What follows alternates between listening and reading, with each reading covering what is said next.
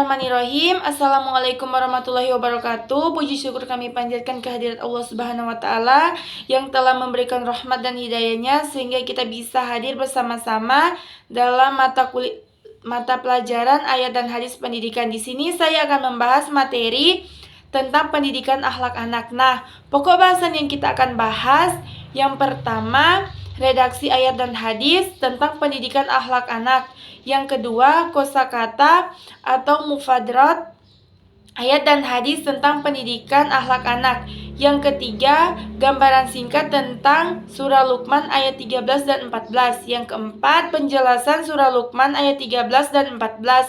Yang kelima, kandungan surah Luqman ayat 13 dan 14. Yang keenam, nilai-nilai pendidikan agama Islam dan implementasinya dalam Hujurat ayat 13 dan hadis berkaitan tentang pendidikan akhlak anak. Ayat dan hadis tentang pendidikan akhlak anak. Surah Luqman ayat 13-14, Allah Subhanahu wa Ta'ala berfirman, "Wa izza qala Luqmanu libniha wa huwa ya'izuhu ya bunayya la tusyrik billah innasy syirka la zulmun azim." Wasainal insana biwalidai hamalathu wa ummuhu wahna ala wahni wa fisaluhu fi amaina ani syukur liwalidai ilayal masyir. Artinya, dan ingatlah ketika Luqman berkata kepada anaknya di waktu ia memberi pelajaran kepadanya, "Hai anakku, janganlah kamu mempersekutukan Allah. Sesungguhnya mempersekutukan Allah adalah benar-benar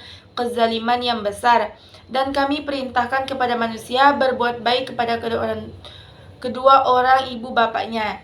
Ibunya telah mengandungnya dalam keadaan lemah, bertambah dan menyapinya dalam 2 tahun. Bersyukurlah kepadaku dan kepada 2 orang ibu bapakmu. Hanya kepadakulah kembalimu."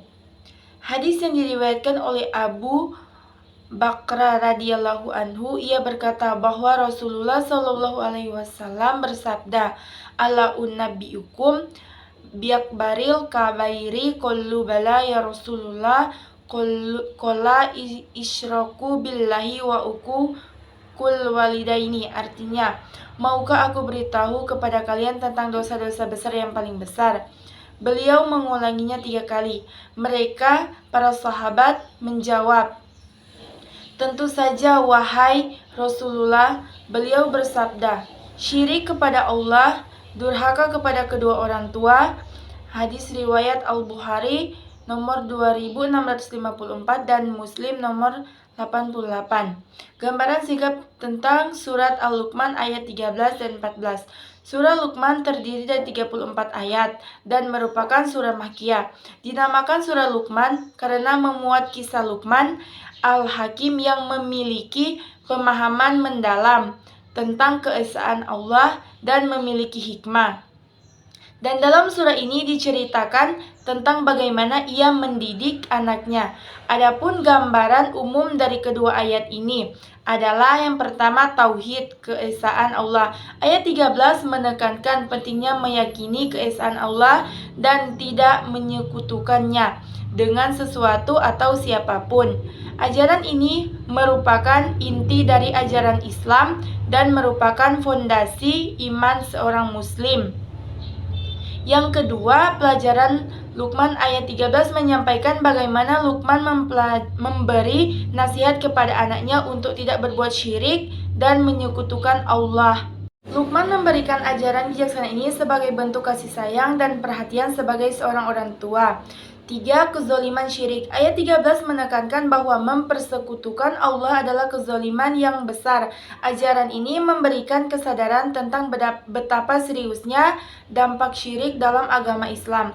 Anjuran bersyukur. Ayat 14 mengajak manusia untuk bersyukur kepada Allah atas nikmat dan kasih sayangnya, termaksud kasih sayang kedua orang tua. Bersyukur kepada Allah dan orang tua adalah bentuk ketakwaan dan kebijakan dalam Islam. Yang kelima, kewajiban berbakti kepada orang tua. Ayat 14 juga menegaskan kewajiban berbakti pada orang tua dan menghargai perjuangan mereka dalam mengasuh dan mendidik. Ajaran ini menggarisbawahi pentingnya berbakti kepada orang tua sebagai bentuk penghormatan dan penghargaan. Luqman memberikan ajaran bijaksana ini sebagai bentuk kasih sayang dan perhatian sebagai seorang orang tua. 3. Kezoliman syirik. Ayat 13 menekankan bahwa mempersekutukan Allah adalah kezoliman yang besar. Ajaran ini memberikan kesadaran tentang betapa seriusnya dampak syirik dalam agama Islam. Anjuran bersyukur. Ayat 14 mengajak manusia untuk bersyukur kepada Allah atas nikmat dan kasih sayangnya, termaksud kasih sayang kedua orang tua. Bersyukur kepada Allah dan orang tua adalah bentuk ketakwaan dan kebijakan dalam Islam. Yang kelima, kewajiban berbakti kepada orang tua. Ayat 14 juga menegaskan kewajiban berbakti pada orang tua dan menghargai perjuangan mereka dalam mengasuh dan mendidik. Ajaran ini menggarisbawahi pentingnya berbakti kepada orang tua sebagai bentuk penghormatan dan penghargaan. Pola asuh Luqman Al-Hakim. Surah Luqman ayat 13 ini merupakan perkataan Luqman kepada anaknya yang diabadikan Allah dalam hadis Al-Quran yang berbunyi wa iz qala Luqmanu ibnihi wa huwa ya'izzuhu. Dan ingatlah ketika Luqman berkata kepada anaknya di waktu ia memberi pelajaran kepada anaknya, Luqman adalah seorang yang istimewa. Ia bukanlah nabi dan rasul, tapi namanya dijadikan nama surat dalam Al-Quran. Ajaran-ajaran Luqman terutama kepada anaknya diabadikan dalam Al-Quran. Allah telah memberinya hikmah sebagaimana disebutkan dalam ayat 12 surat Luqman ini. Luqman menyampaikan kepada anaknya nasihat-nasihat yang mengajak kepada ketauhidan, adab-adab yang baik, dan melarangnya dari kesyirikan. Dan dalam ayat 13 ini disebutkan bahwa Luqman memberikan pelajaran kepada anaknya. Dan hendaknya setiap orang tua muslim mencontoh pola asuh dan pendidikan anak ala Luqman ini.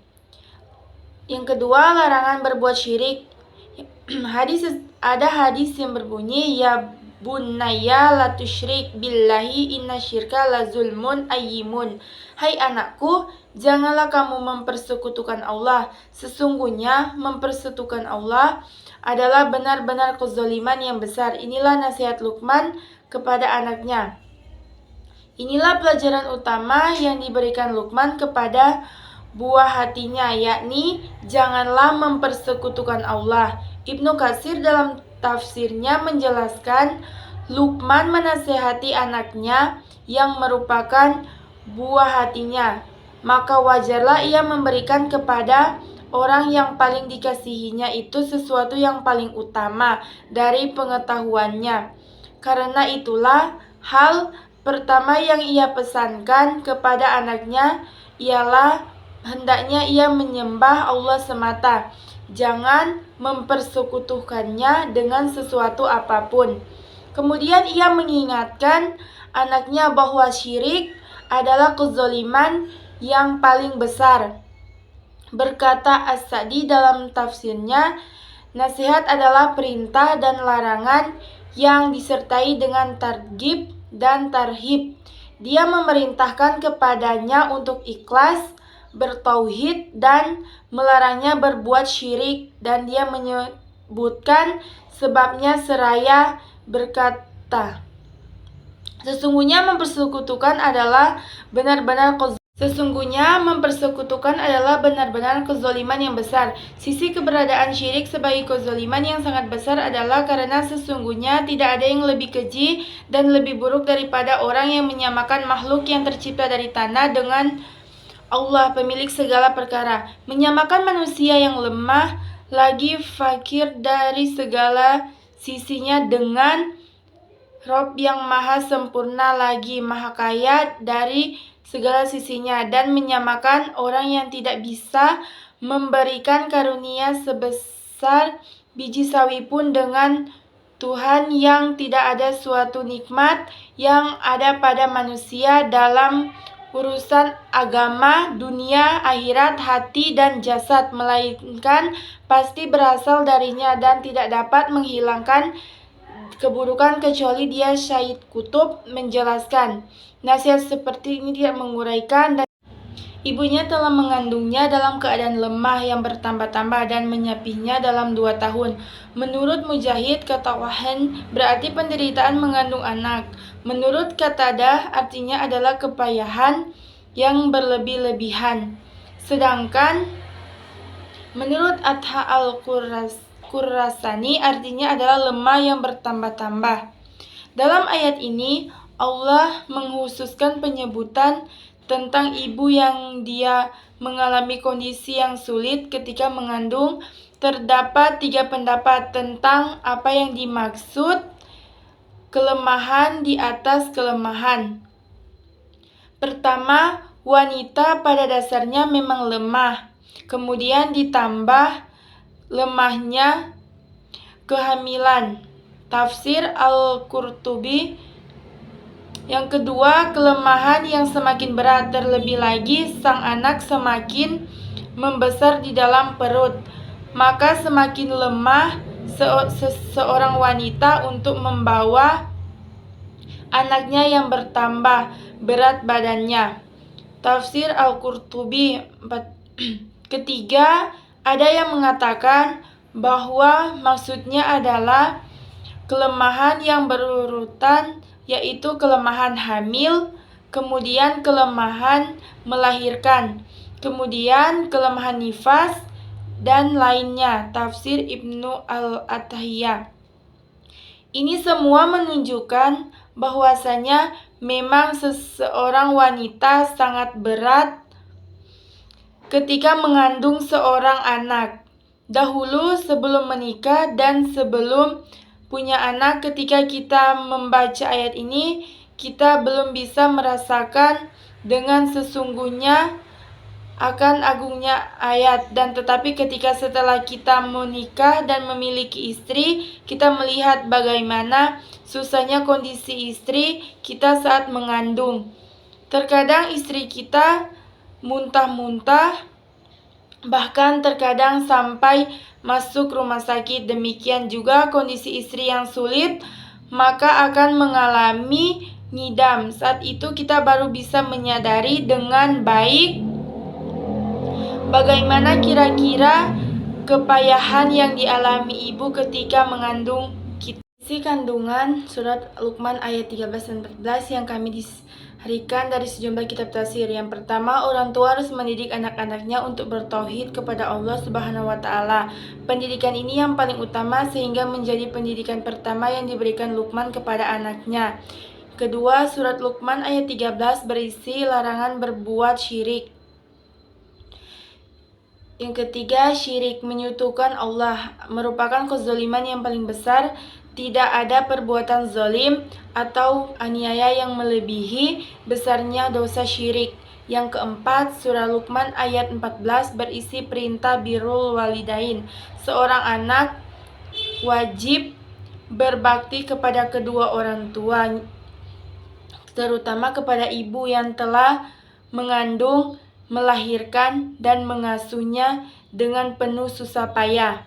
Yang kelima, wajib bersyukur kepada Allah dan berterima kasih kepada orang tua. Yang keenam, ayat ini mengingatkan bahwa semua manusia akan kembali kepada Allah untuk mempertanggungjawabkan perbuatannya di dunia. Hubungan surat Luqman ayat 13 dan 4 dengan pendidikan agama Islam. Surah Luqman ayat 13 dan 14 memiliki kaitan yang sangat erat dengan pendidikan agama Islam. Ayat-ayat ini menyajikan ajaran penting yang relevan dengan pendidikan agama Islam dan berfungsi sebagai pedoman bagi para pendidik, orang tua, dan siswa dalam mengembangkan pemahaman dan perilaku Islam. Berikut adalah hubungan surat Luqman ayat 13 dan 14 dengan pendidikan agama Islam. Yang pertama, ajaran tauhid, keesaan Allah. Ayat 13 menekankan pentingnya meyakini keesaan Allah, menjauhi syirik persekutuan Allah. Pendidikan agama Islam mengajarkan kepada siswa tentang tauhid sebagai prinsip utama dalam iman muslim dan mengajak mereka untuk mengenal, mencintai, dan beribadah hanya kepada Allah. Yang kedua itu menghindari syirik. Ayat 13 mengajarkan bahaya syirik dan menyatakan bahwa persekutuan Allah adalah kezaliman yang paling besar. Pendidikan agama Islam menekankan pentingnya menghindari setiap bentuk syirik dan menanamkan kesadaran dan pentingnya berpegang teguh pada tauhid. Yang ketiga, pengajaran Luqman. Ayat-ayat ini menunjukkan bagaimana Luqman memberikan nasihat bijaksana kepada anaknya tentang pentingnya meyakini. Pendidikan agama Islam mengajarkan contoh-contoh dari Al-Quran dan hadis tentang bagaimana memberikan nasihat Islam kepada anak-anak dengan penuh kasih sayang dan hikmah. Yang keempat, kewajiban bersyukur. Ayat 14 mengajak manusia untuk bersyukur kepada Allah atas nikmatnya dan kasih sayang kedua orang tua.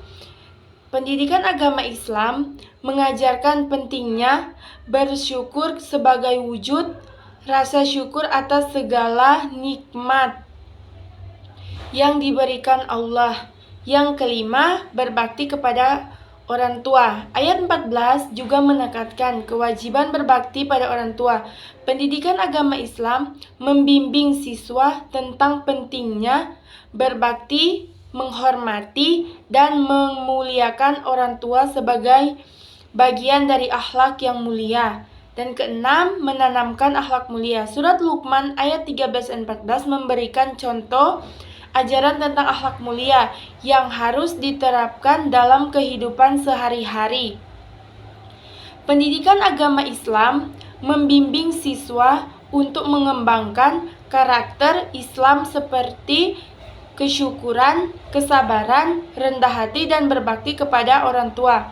Dengan memahami dan mengamalkan ajaran yang terkandung dalam surah Luqman ayat 13 dan 14. Pendidikan agama Islam membantu membentuk pribadi yang beriman, bertakwa, menghindari dosa-dosa syirik, dan berbakti kepada Allah dan orang tua. Pendidikan agama Islam berfungsi sebagai panduan dan pedoman dalam mengembangkan kepribadian Islam yang baik serta memberikan dasar moral dan etika bagi siswa untuk menjalani kehidupan dengan kesadaran tinggi akan hubungan dengan Allah. Ada akhlak yang baik yang harus dimiliki. Dalam surah Luqman ayat 13 dan 14 mengandung nilai-nilai penting dalam pendidikan agama Islam, terutama berkaitan dengan akhlak dan etika. Yang pertama ada tauhid, mengesahkan Allah. Pendidikan agama Islam menekankan pentingnya memahami dan mengesahkan Allah dalam semua aspek kehidupan. Di dalam ayat 13, Nabi Luqman mengajarkan kepada anaknya untuk tidak menyekutukan Allah dengan apapun. Implementasinya dalam pendidikan akhlak anak adalah dengan mengajarkan mereka untuk selalu mengandalkan dan bergantungan kepada Allah dalam segala hal. Anak-anak diajarkan untuk tidak memuja atau bergantung kepada sesuatu selain Allah. Yang kedua, ketundukan kepada kedua orang tua. Ayat 14 mengingatkan pentingnya berbakti kepada kedua orang tua. Ini adalah nilai penting dalam Islam yang menekankan penghormatan, kasih sayang, dan ketaatan kepada orang tua.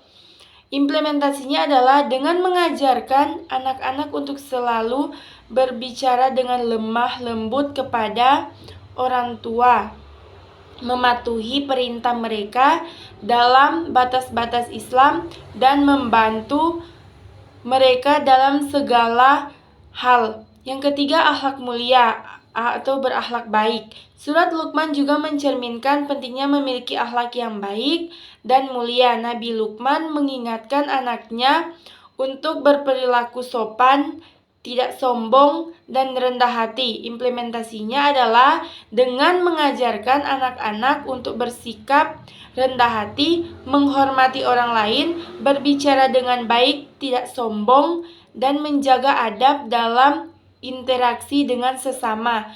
Yang keempat, pendidikan moral dan etika. Ayat ini menyoroti aspek-aspek moral dan etika dalam kehidupan sehari-hari.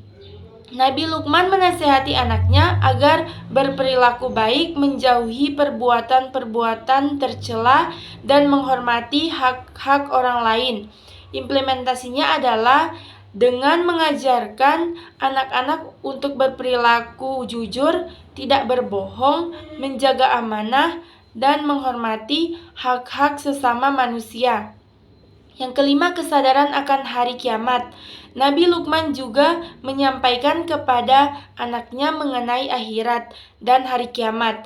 Ini mencerminkan pentingnya memiliki kesadaran akan akhirat dalam menjalani kehidupan dunia.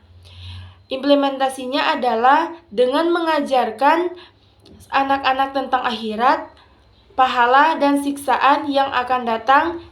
Implementasinya adalah dengan mengajarkan anak-anak tentang akhirat, pahala dan siksaan yang akan datang setelah kehidupan dunia. Hal ini dapat membentuk perspektif mereka dalam mengambil keputusan dan menjalani kehidupan dengan baik. Dan yang terakhir, berhati-hati dalam tindakan dan perbuatan.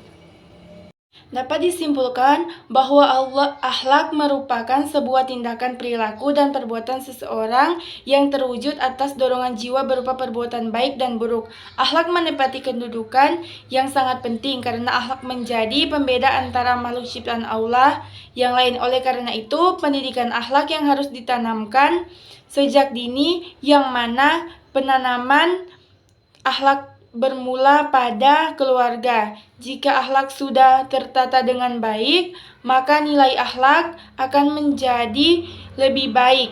Nah, for adik-adik, harapan saya semoga adik-adik dapat memahami apa yang saya paparkan pada materi ini. Baiklah, itulah dari saya. Wassalamualaikum warahmatullahi wabarakatuh.